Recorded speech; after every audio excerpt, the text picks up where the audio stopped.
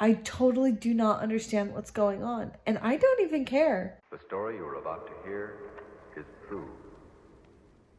Start this one and just, okay, this is absolutely hilarious. First line, statistics show that most mortals sell their souls for 5 reasons: sex, money, power, revenge, and love.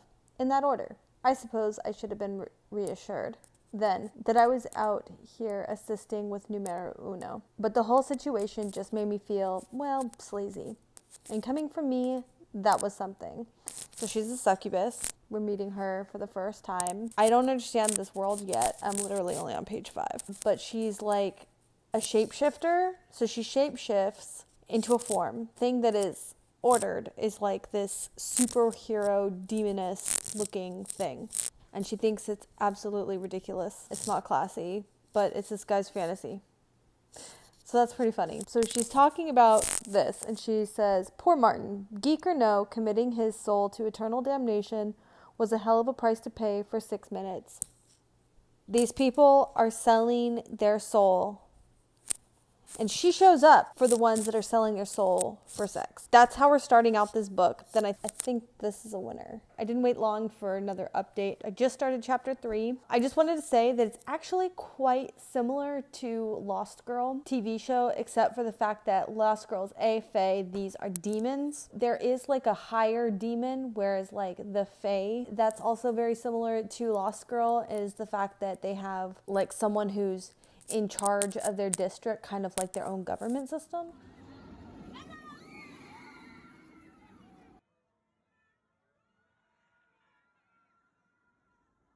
Good morning. No, what am I thinking? Good evening. I just wanted to do a quick update. It is Saturday night. My throat is really sore. Today we went to the Universal Studios to get out of the house for a few hours so they could run their home inspection and all that good stuff. It was really busy. We waited for one ride. We waited technically 80 minutes to ride Velocicoaster. Honestly, didn't feel like it was that long, but after that we didn't feel like waiting in other lines that were like an hour long.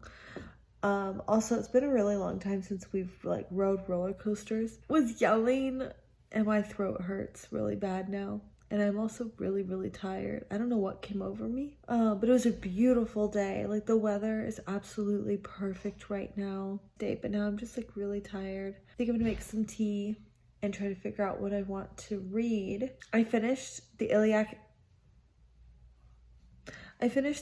Crest this morning. It is so good, but I can't really pinpoint why I like it so much. I feel like it's just like I've never read anything like it before. Like the sentence structure, just from the get-go, it sucked me in. The sentence structure is so like, I don't know, like unique. After reading the book, I read a little bit more about like the afterword and the intentions by the author. I get like, it helped kind of understand the purpose a little bit more.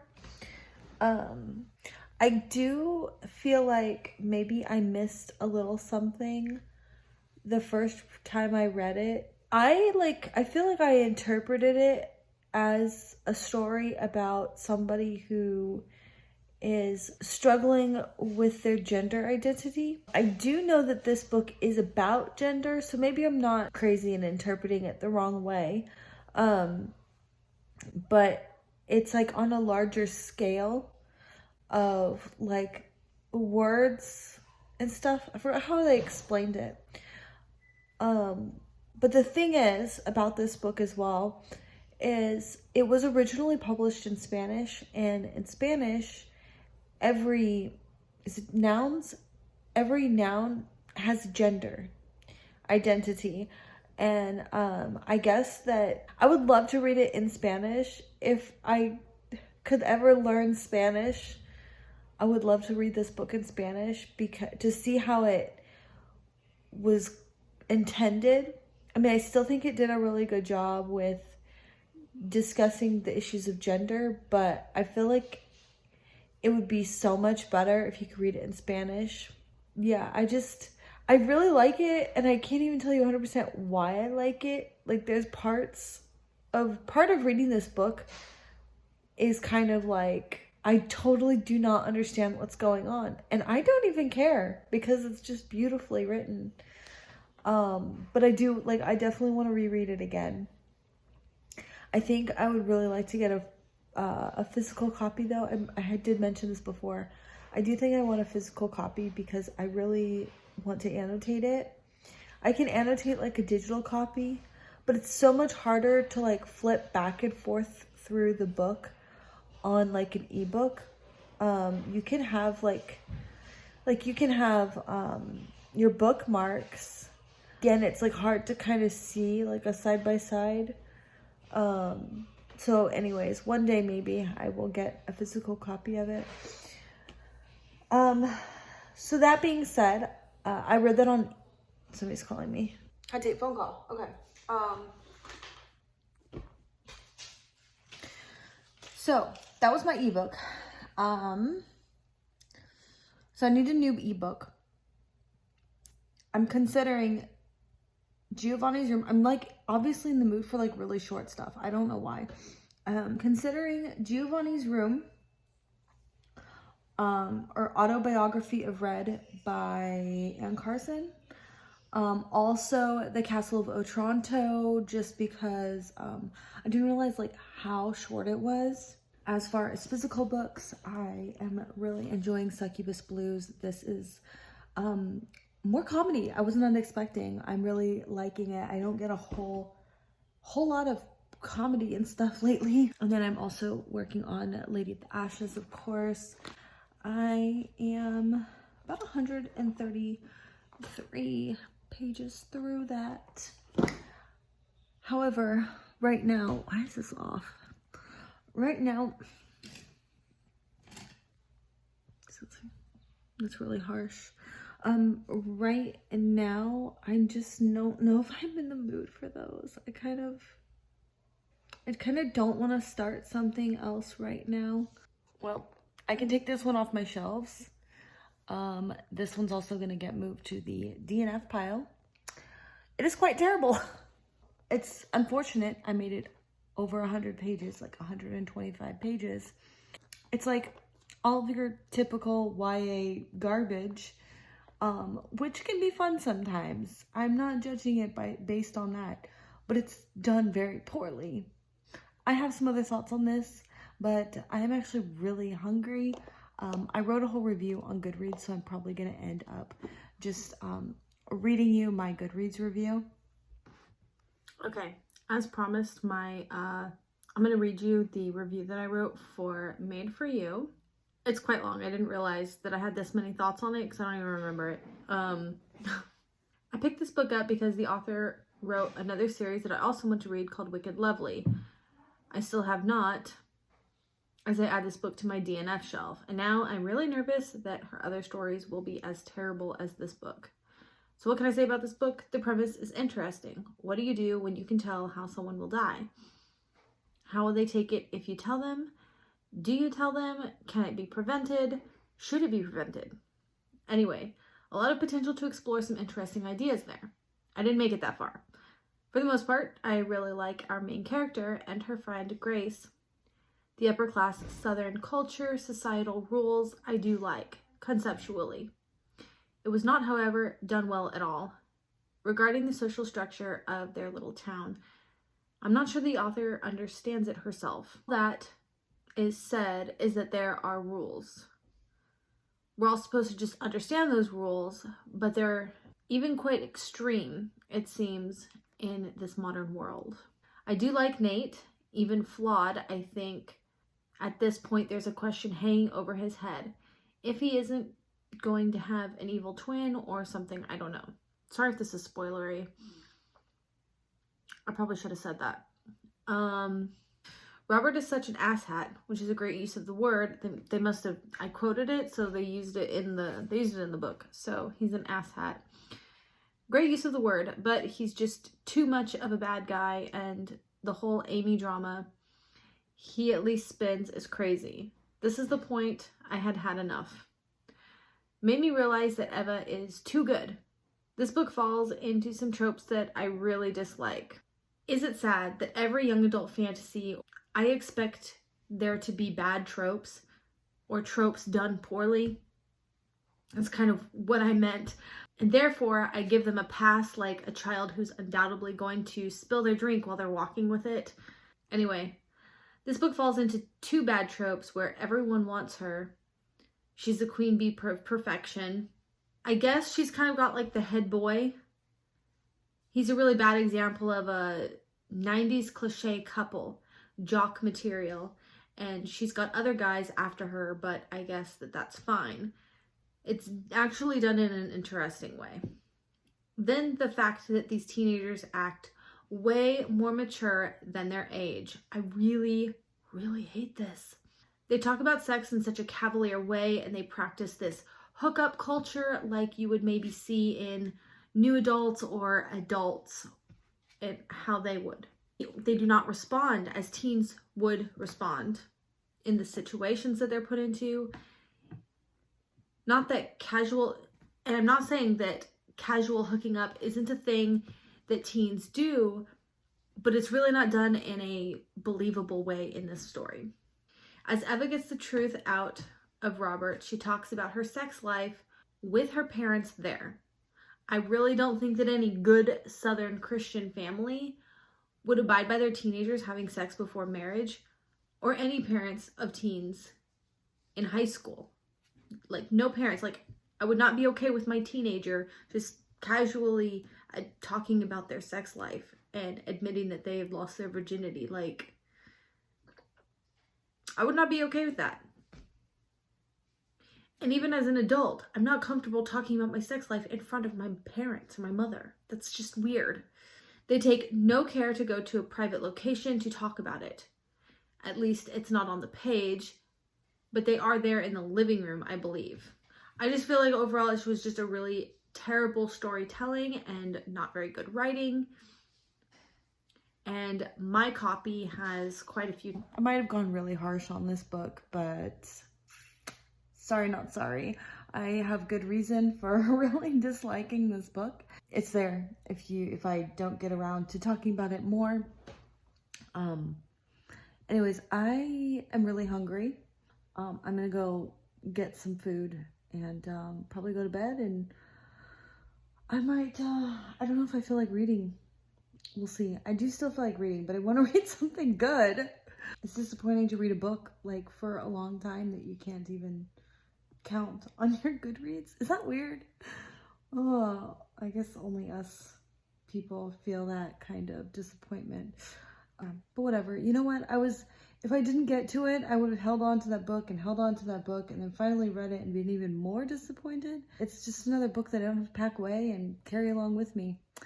And that's kind of my goal here this month, is trying to continuously slim down the things that I own. So, mission accomplished. Oh my god. I am 206 pages into this book, and like the last 100 pages or so are so boring. I'm really disappointed. I think that we have lost sight of the plot, sort of. It's like slow, like real life slow, not like novel slow. Anyways, woo! I like all the undertaking jobs that she gets. I'm kind of getting to the point of like, how many times can we explain? Well, they don't even re-explain anything. It's not repetitive in that way. So that's nice. But like, it'll go on page after page of like her shopping trips and everything she buys. And I don't see that's relevant to the plot. We spent like 5 pages as she goes to someone's other funeral home that's closing down, and she buys a cabinet and replaces their other cabinet, and then they restock the cabinet, and it's like all of these mundane tasks. So I'm just like bored to tears. So I'm thinking of DNF'ing this book.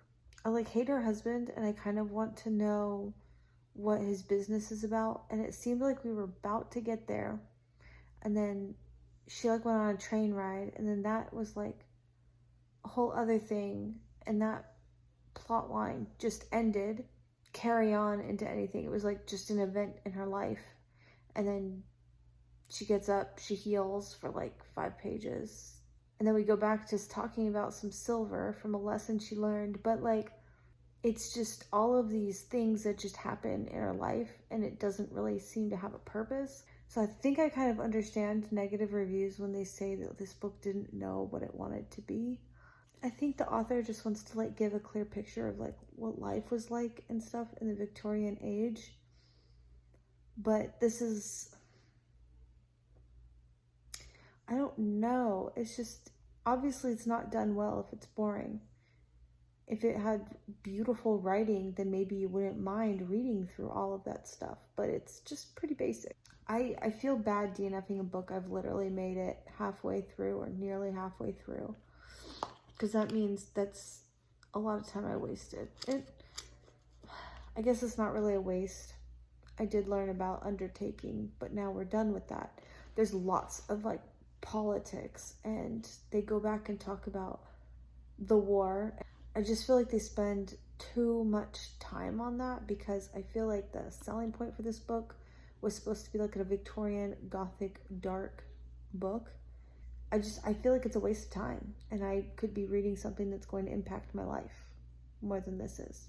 I hope you find a new home and someone who loves you, because it's not me.